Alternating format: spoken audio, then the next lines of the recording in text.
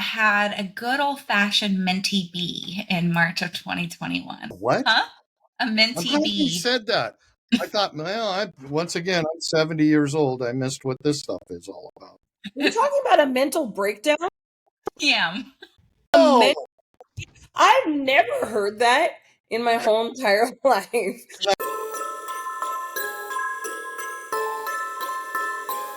Too naughty or too nice?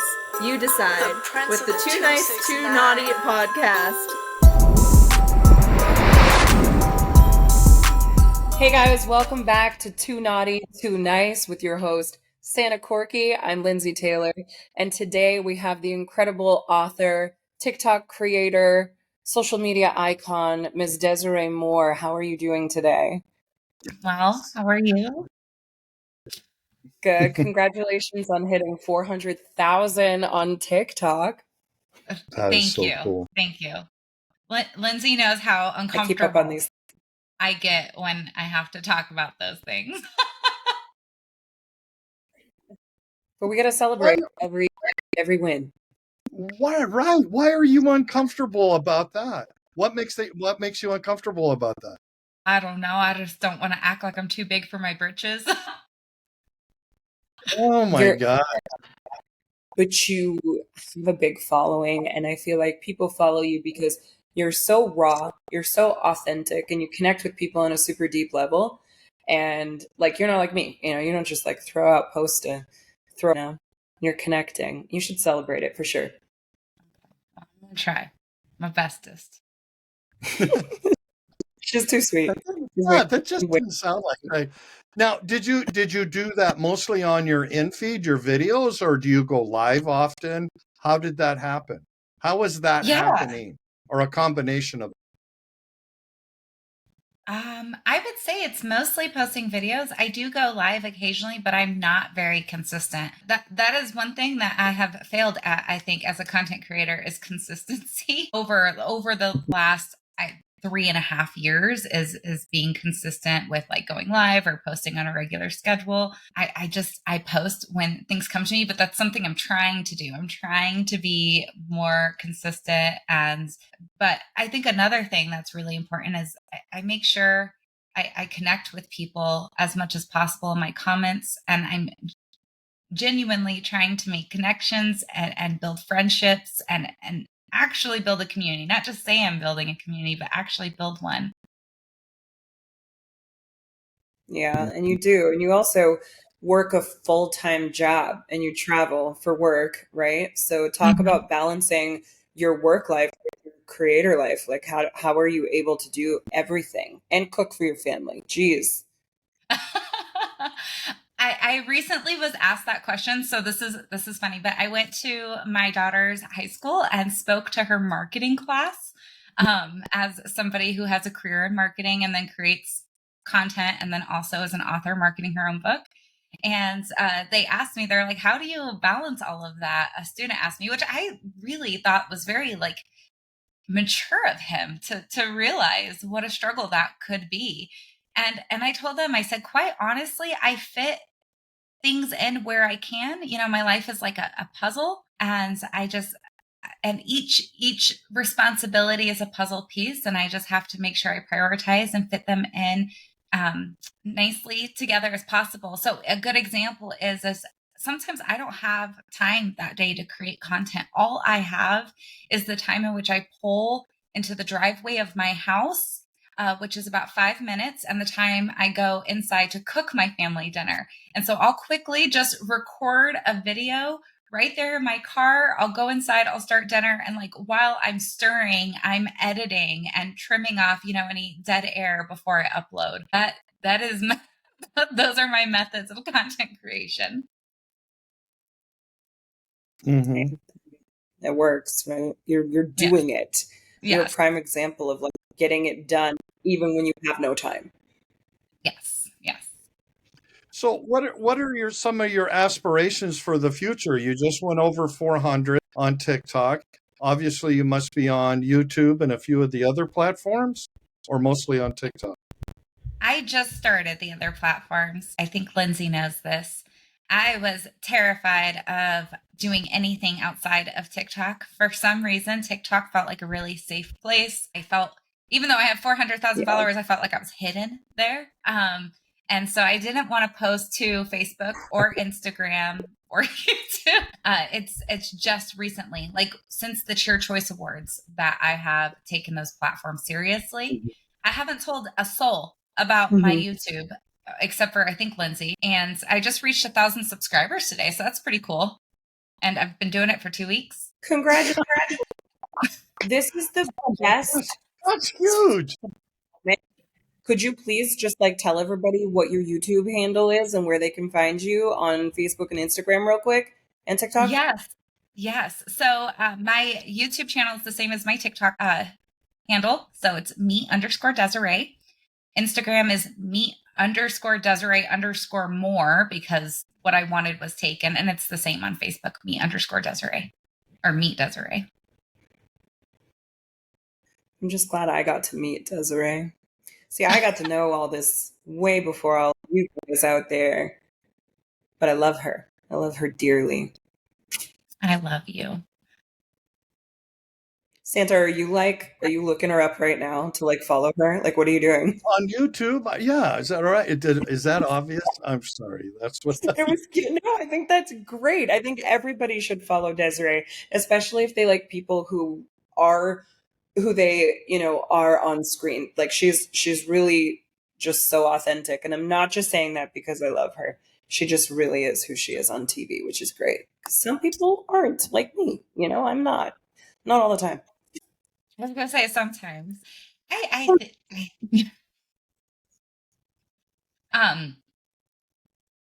try. I try to be myself. It's hard because I have mood swings. You never know what version you're gonna get, but I'm always myself, at least that day and that hour. I've never seen you like mad or witchy with a B. I don't know if I can say that. I feel like you're always just, I don't know. You have this overwhelming sense of optimism, even though you've been through really hard shit. Stuff. Well, I think you can cuss on YouTube. Maybe just once. Just one time. No, you can. Sorry. Yeah, I think you can cuss on YouTube. I actually looked that up because I was looking up if it would be wise once I am able to monetize my YouTube to just upload my entire audiobook to YouTube so people can like listen to it for free using YouTube. Anyway, I was looking it up, but then of course there's like curse words in my book. And so I wanted to see like, would that be disqualified? And it used to be that YouTube would disqualify you for cursing, but not anymore. They've backed down on that. And we go. Cool. Glad to hear it. Yeah. So Okay. something about a book. What's your book called? What's that about? That's interesting. Yeah. So you can see it right there. I should have it close by, but I don't. But it's Untitled for now. And it's about Helen, who is in a mental hospital missing 30 years of her memory at the age of 36. And you go back and forth in Helen's past and present to learn exactly what moment led to her broken state. And she says that with a smile on her face. Yeah.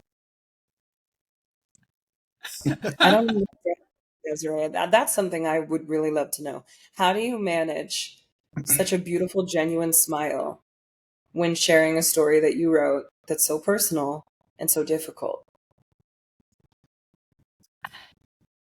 I think that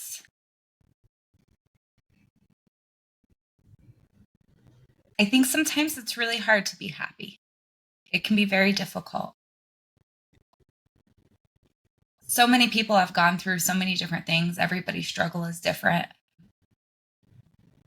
But I do very much also believe that happiness is a choice, and nobody can come in and fix my stuff for me. I'm the only one who can fix my stuff. I'm the only one who can choose to be happy. I'm the only one who can make sure I'm finding opportunities for joy. That's up to me. And I make that choice every day, no matter how hard life gets.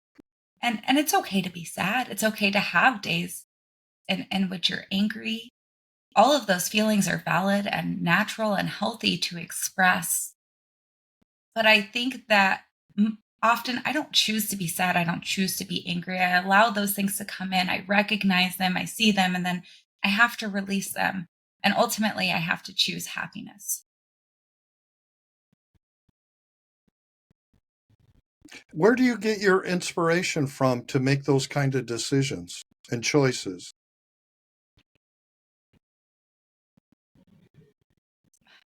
My daughters inspire me. Yeah, my daughters inspire me. I am blown away by them. One thing about me is I do lack self-confidence in a lot of ways. I question myself constantly. I'm very sensitive. I'm a little bit of a people pleaser. I see, for example, my oldest daughter, who is 17 today, and she has so much confidence and she does not give a hoot what anybody thinks or has to say about her. You should hear about some of that schoolhouse drama. It is wild, okay? But she doesn't miss a beat. She is an advocate not only for herself, but her friends who belong to marginalized communities. And I watch her and how confident she is. And honestly, she inspires me. And then my youngest, she's such a ham and unapologetically so. Like, I'm so scared of taking up too much space, being a burden to other people, but there are my children living life fully and not being afraid of being too much. And wow, how amazing is that? That is cool. Desiree, can we go back? I'd like to know how you came to feel that you lack confidence. Where did that come from? Did it come from your childhood, do you think, or that you're taking up space, or you're not enough, or all those things that you're talking about? Where do you think that came from, that you feel that way? Like most people would say, my mother. No, I'm kidding, mostly. But no, really, I was raised by people who didn't have the tools to parent me well. My parents, my mom and my stepfather, who I lived with growing up, were addicts. And yeah, and I learned early on that as the eldest child, and I kind of have that eldest child hero syndrome, I got to fix everything and help everybody. And so I learned very early on that it was my responsibility to make sure things went as smoothly as possible, and that my parents were okay and that my siblings were okay. And, when you grow up with that amount of responsibility at such a young age, but then you're also saddled with the guilt that comes along when things go wrong, it does hurt your self-confidence, and you do start to learn to question yourself. I also think I've had some really heartbreaking things happen in my life, and I again felt a lot of guilt and shame for those things because of how I was raised. And that has been part of the reason I have questioned myself so much, because of those hard lessons. And I've also been in abusive relationships in which somehow an abuser is able to embed it into your psyche that somehow you're not good enough for this world. Is that true objectively? No, it's not true objectively. But when somebody does that to you, it comes out. It comes in your interactions, it comes out in your decisions and your day-to-day activities when you least expect it, because they've been able to kind of embed it like a chip in the back of your brain. And so part of the healing process is kind of getting rid of that chip, right? Mm-hmm. Right. And so when did you start recognizing that this has to change in order for you to heal and get better?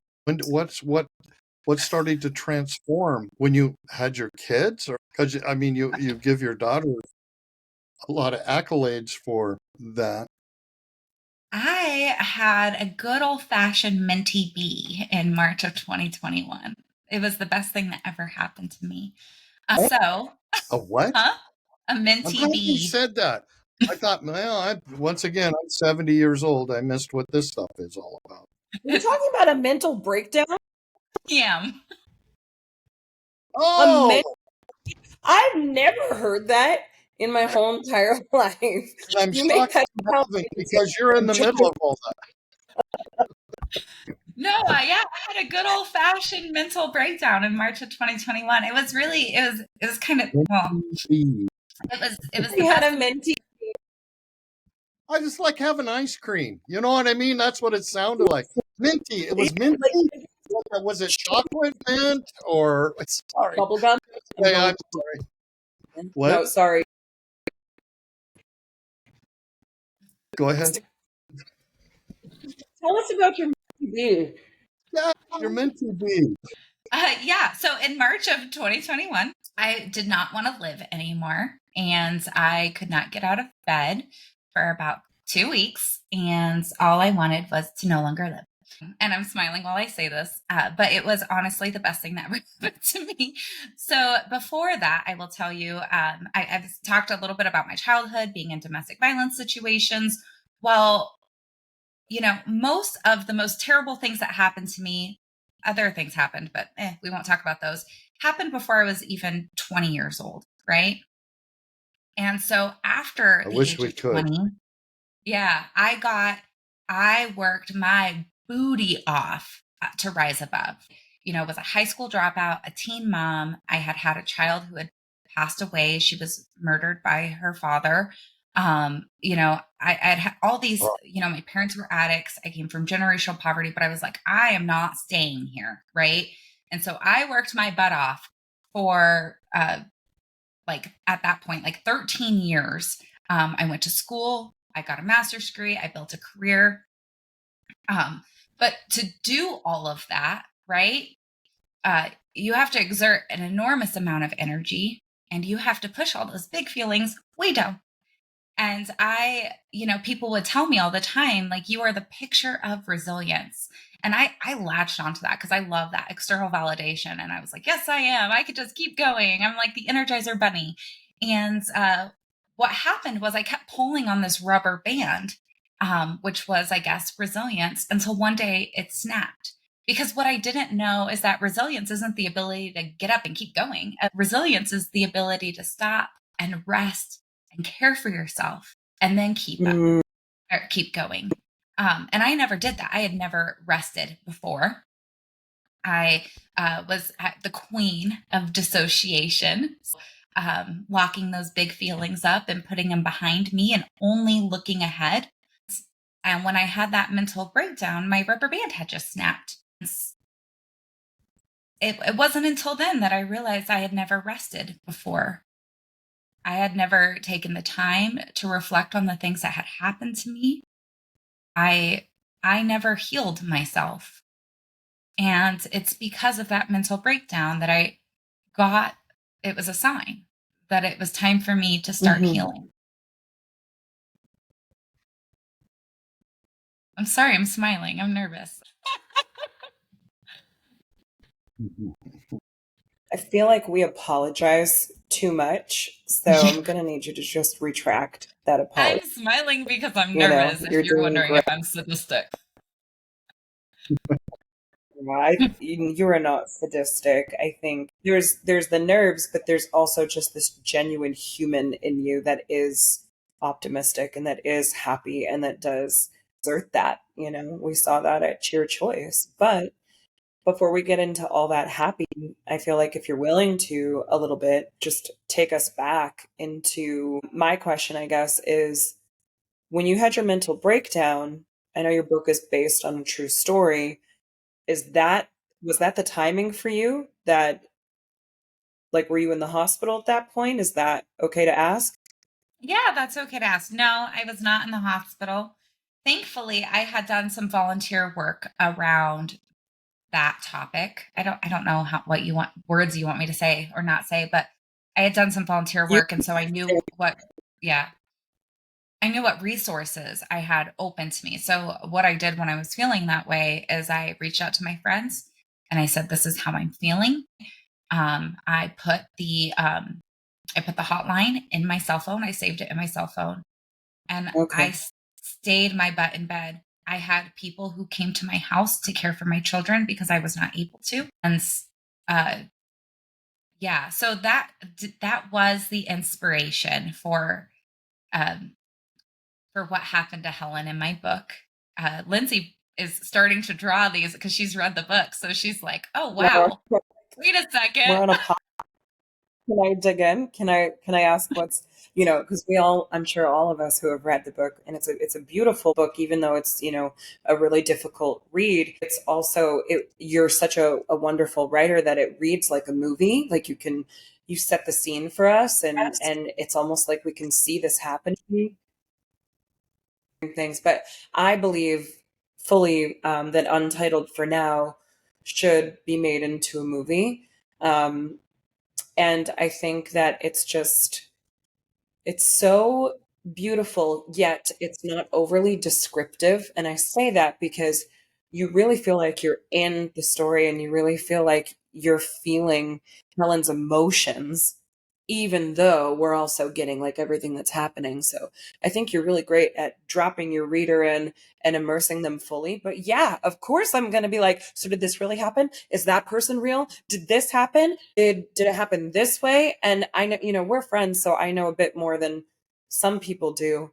Um, but if you want to tell the viewers out there anything who might, want to dig a little bit, how much do you share and how do you navigate that because it's based on a true story?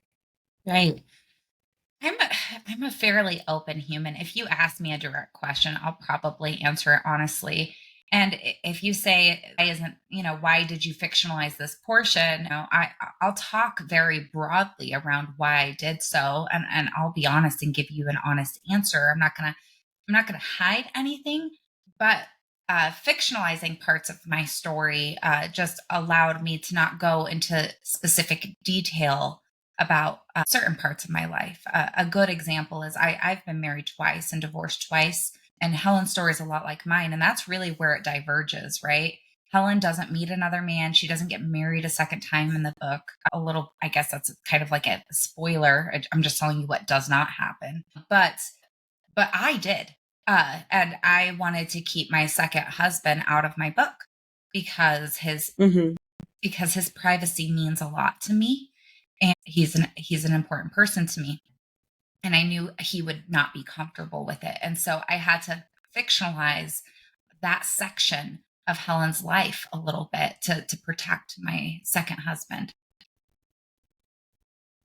So you have certain areas where you use fiction to protect something, so you're not giving so much. Are there other areas in your book where you use it to push the envelope and add more in, No, actually, like I things will. that didn't happen?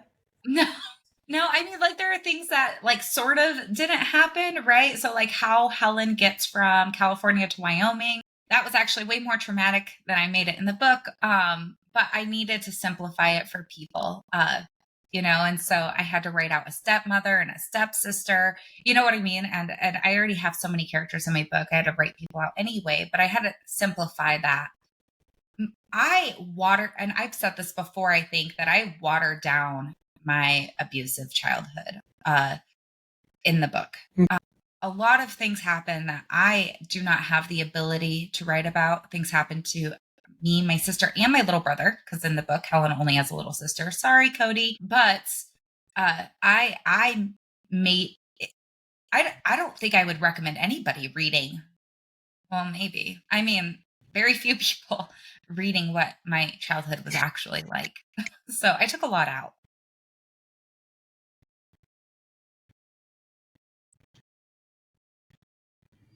I feel like there's always going to be people that are not just nosy, but also people that can relate to all sorts of different, childhood traumas that are out there. So maybe someday you can unlock that in a different book. But I want to talk about Desiree for a minute. Helen's great. I love Helen.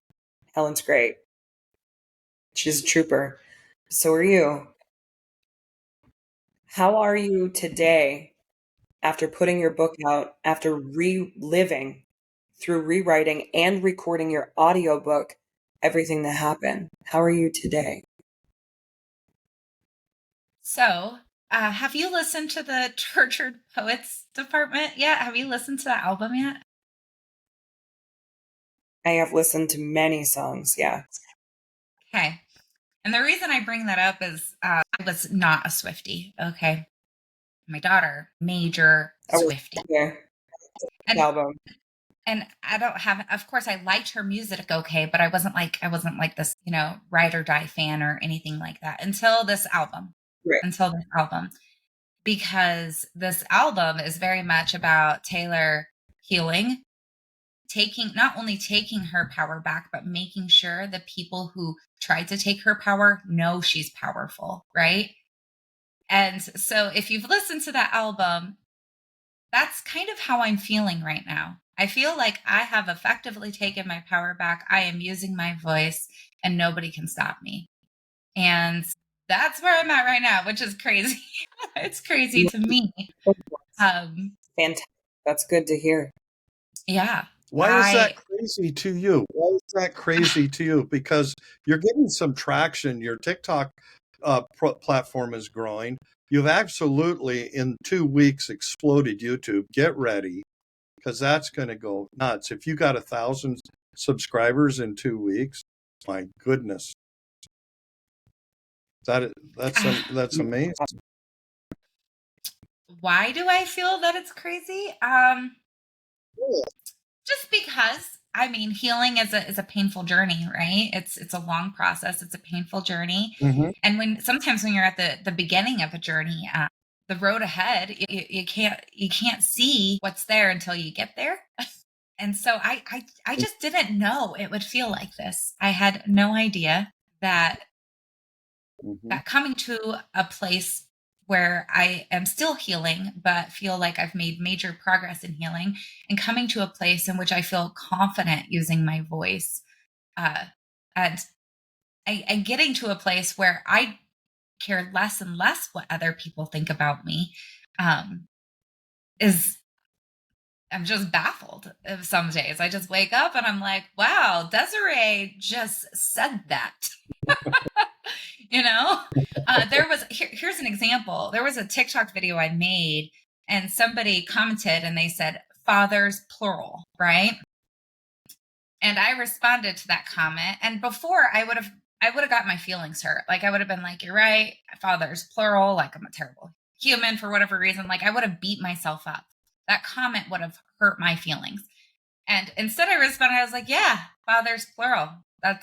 Those are the facts. Like, does pointing that out make you feel good about yourself? Does it make you feel good? Do you judge me more? So, and that's new for Desiree. Okay. Desiree with a backbone. I think it's rocking.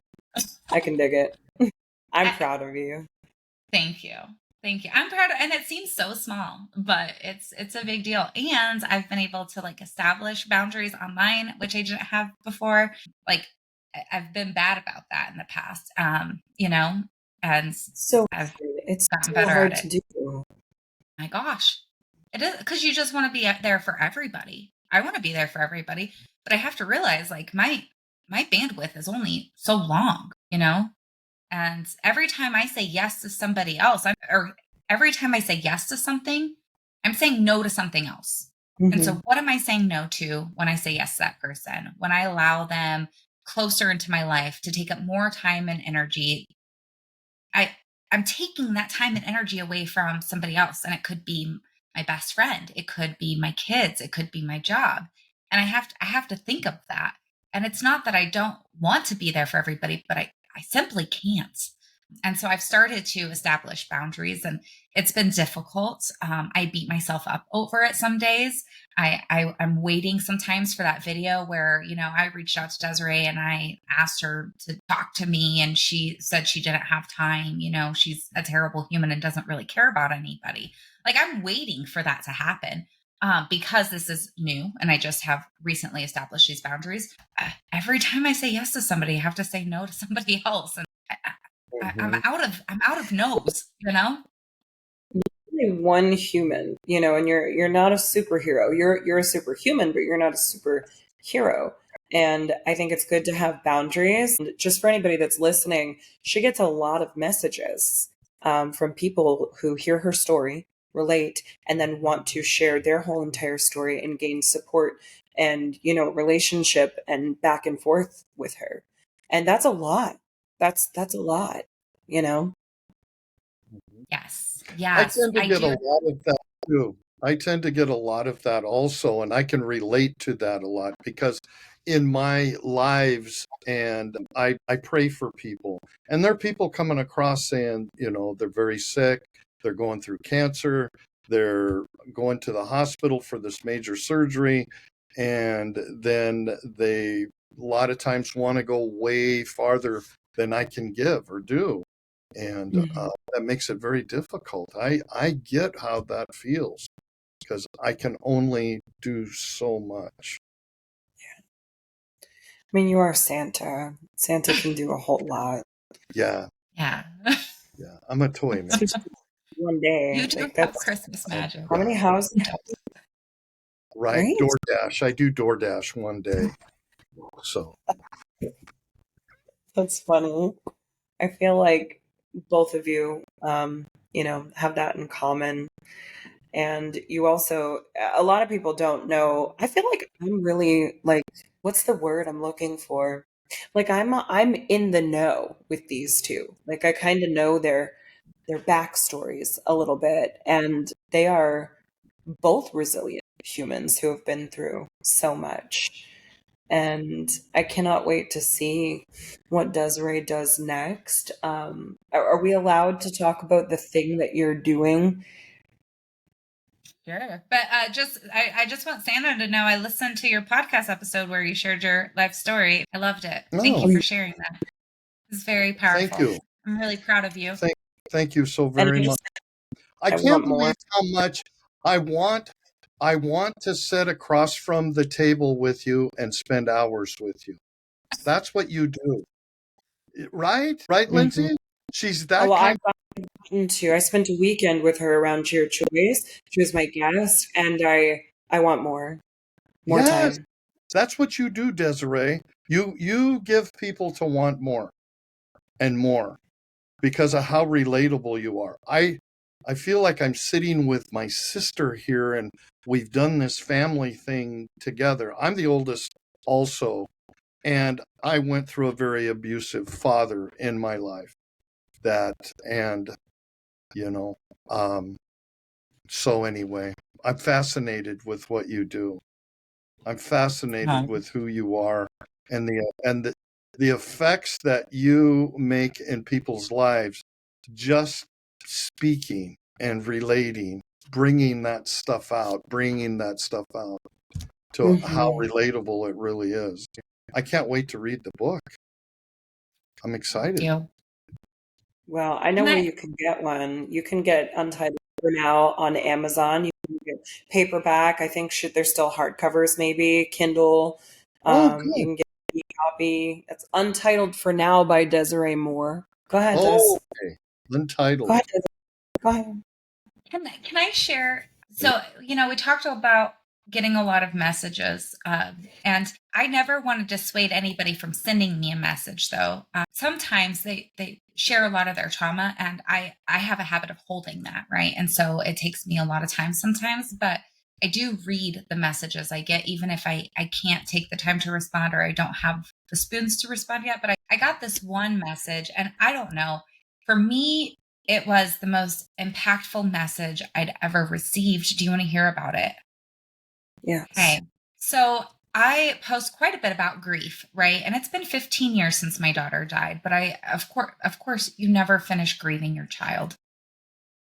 And so I post about my grief and what that feels like. And there was a video that I posted on the anniversary of her death in November 22nd, 2003 is when I posted the video.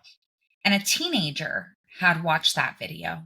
Now, how could a teen child relate to a grieving mother? That's what you might be asking yourself. This teenager messaged me to tell me that they have been wanting to end it all. They had been considering ending it all. They had a plan to end it all. and they watched their video, and I somehow convinced them not to do it because they saw the way I grieved my child, and they couldn't bring themselves to do that to their mother. Wow. That's pretty powerful. That is. I think about that child That's a lot. every day. Um, Yeah. I think about that child It's like every day. I hate that people hurt that much, but I'm so glad that, this is the outcome and that you have that impact on people, As much as it sucks, that's beautiful. That is life. That's real. That's reality. People are out there thinking that. And if you Right. could stand in the road and hold them back, that's awesome. And to slow them down, that's great. Good for you. Good for you. Thank you. So what are your goals with, I don't know, like how to, so I already know, so I'm trying to figure out a really crafty way of asking this. You want to start something. You want to do something to help people. What is your I big know what goal? you're talking about. The thing I won't announce Mm, publicly. Lindsay's right, trying but to get the inside scoop. I'll share. I'll share share. I just a know. little bit. Just a Yeah. little bit. Yeah. Something that you've So, always been able to do. okay. Yes, I will share. I will share.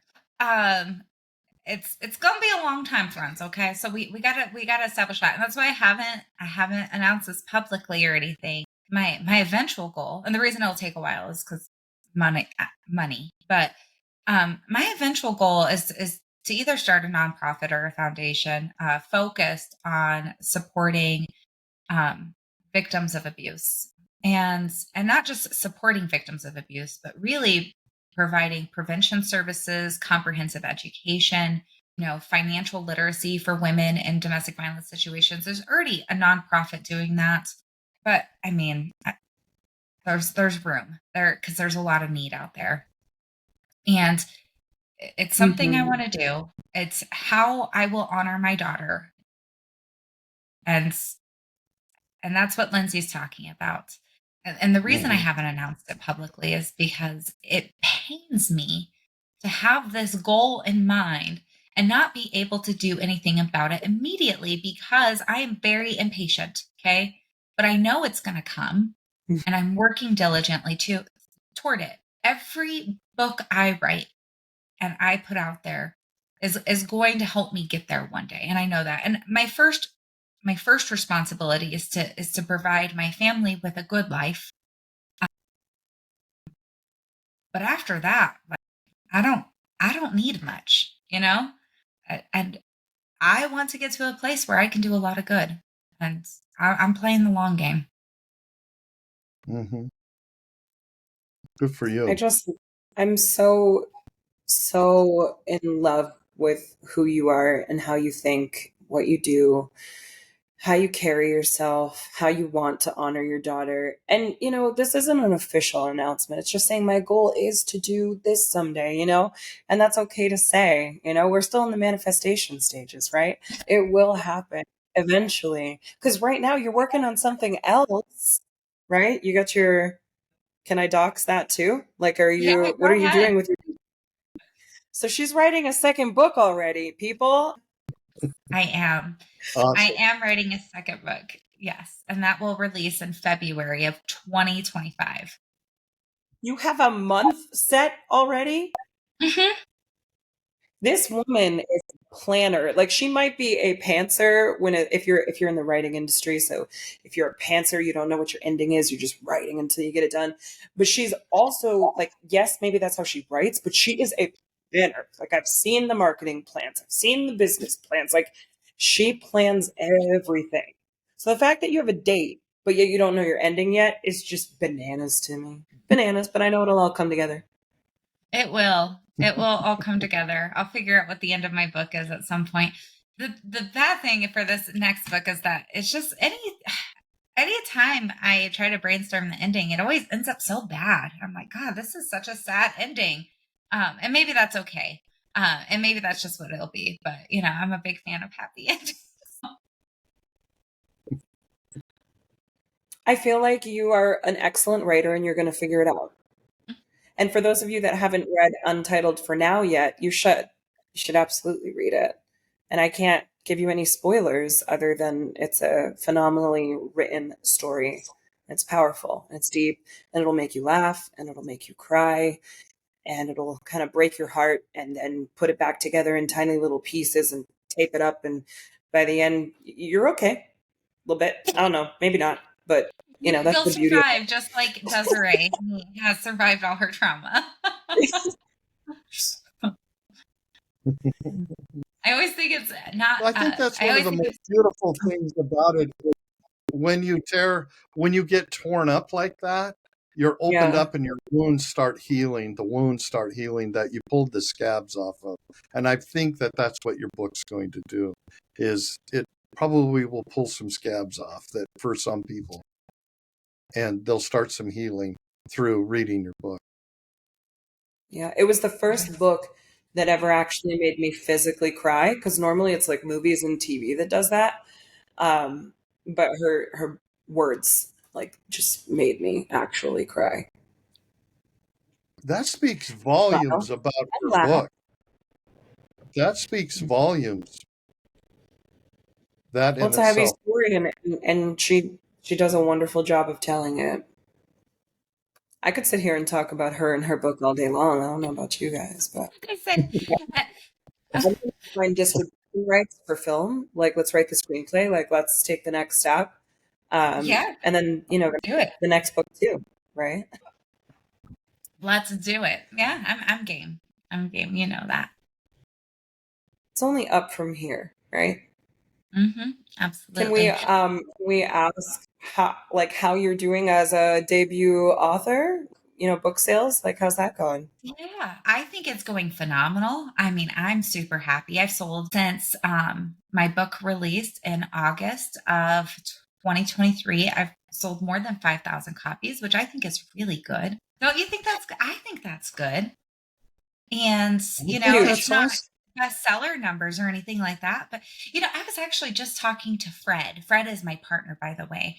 And I told him, you know how you'll see these people on TikTok and they make a video, it goes super viral, and all of a sudden they blow up and they're this huge name. And it kind of, I always think of like Dogface 420. Do you remember him with the cranberry juice on the skateboard? Skateboarding guy? Yeah, I do. Yeah. Yeah, he was like the first one I witnessed this happen to. And you see this happen. And I said, you know, for me, it's really been like a steady, like it's been slow and steady wins the race for me, right? Yes, I have 400,000 followers, but that was after 3.5 years of putting in the work. And yeah, my book's not a bestseller, but I think my sales numbers are good, you know, but it's and I joked earlier about not being the most consistent. I'm probably more consistent than I think. I like to, you know, self-deprecation is my personality. And so, but I think it's just like for me, it's just been very slow and steady wins the race, you know? And I think it'll continue to be like that. I feel like that's like the theme of my career on social media and being an author is just keep going. Don't give up. I have Don't a stat for you. Stack. I have a statistic here. Yeah, as of November 2023, on average, first-time authors might sell a few hundred to a few thousand copies on average. Yeah. She's so modest. Yeah, I know. She's above average. And she's self-published, self-marketed. She did everything. Sometimes I think I've already sold my book to everybody who could possibly want it.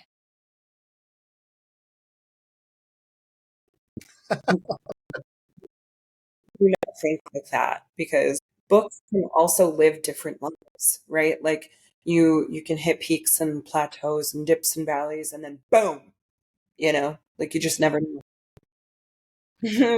All right.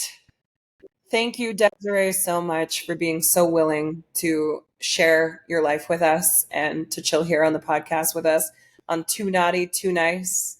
for those listeners out there, please do us a favor and do all the things that the cool YouTubers ask you to do.